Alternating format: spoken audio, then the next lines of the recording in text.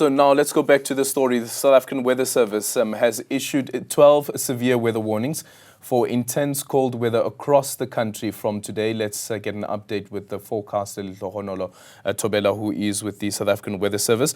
Lehlohonolo, very good morning to you. Thank you so much for making time for us. Please explain to the country what exactly is happening.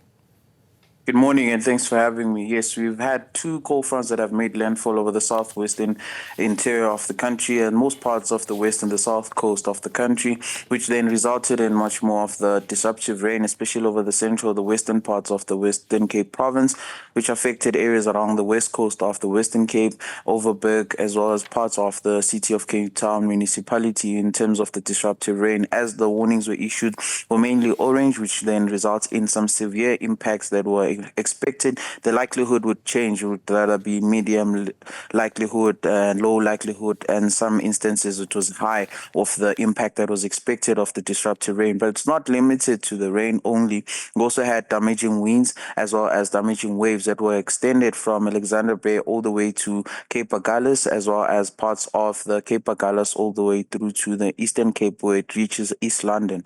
We also had then now much more of a storm surge warning that was issued by late last night into the morning, and that was mainly between Alexandra Bay, and it was just a yellow level 4, which then the significance, or rather the impact, was just less than what we'd expected between Tables Bay all the way to Plettenberg Bay in terms of the storm surge warning that was expected of very high seas and waters rising above normal what we'd see along the coastal areas. Now, this is not only limited to the coastal areas. The central parts then are expected to have much more of the strong winds, especially over covering provinces like the central parts of the Free State province, the Northern Cape, the Western Cape, Eastern Cape province, as well as parts of KwaZulu-Natal since last night.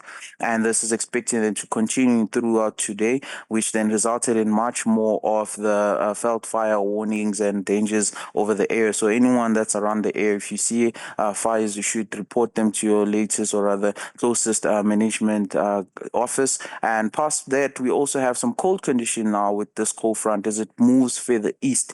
Now, the coldness resulted in much more of the snow, especially in the high-lying areas of the Western Cape province, covering areas in the northern parts of the Western Cape, as well as the escarpments of the Eastern Cape province leading to Lesotho. Most of the snow then resulted in some disruptions in the road closures. I mean, already we've had some road closures in the Chapman's Peak in the Western Cape that reported that the roads have been closed. In the Eastern Cape province, around areas in Rafrinet, we saw some snowfalls, which resulted in some road closures in terms of how the people then can commute. Now, when we get to the central and the northeastern parts in Gauteng, that's when we're expecting much more of the cold weather that's expected for overnight from tonight into tomorrow morning and spreading out over to Tuesday as the cold front further moves east of the country. Then behind it, it leaves much more of the cold conditions, which we are yet to feel in Gauteng, the northern parts of the country, which would cover also parts of Mpumalanga, as well as the central and the southwestern parts in Limpopo, where it will be cool. However, the extreme northeastern parts of Limpopo will have some warm conditions, but we're still expecting much more of the damaging winds over the central parts for throughout today.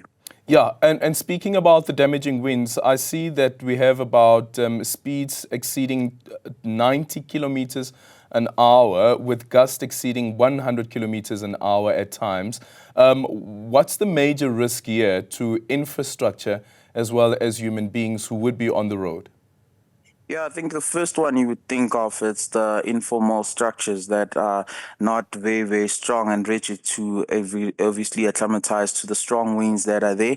Secondly, you have vehicles that are high-sided that might also have some issues in an open area where the winds directly impact the car as you're traveling and the highways. Also, then is a problem at navigation at sea. There are coastal activities and people moving around the areas and might be impacted with the storm surge. Then also with the winds then accompanied with it, then it with the above sea, or rather the waters that would move abnormally in a pace that would move and get to the highways, it would also cause some disruptions in the area. So it's a lot of problems, but much more of it would also cause runaway fires in an area. So you can imagine if there are dry areas like in the Northern Cape, the central parts of the Northwest, or parts of KwaZulu-Natal, once you start a fire, it's quicker for it to move along along, which would result in some damage in some places.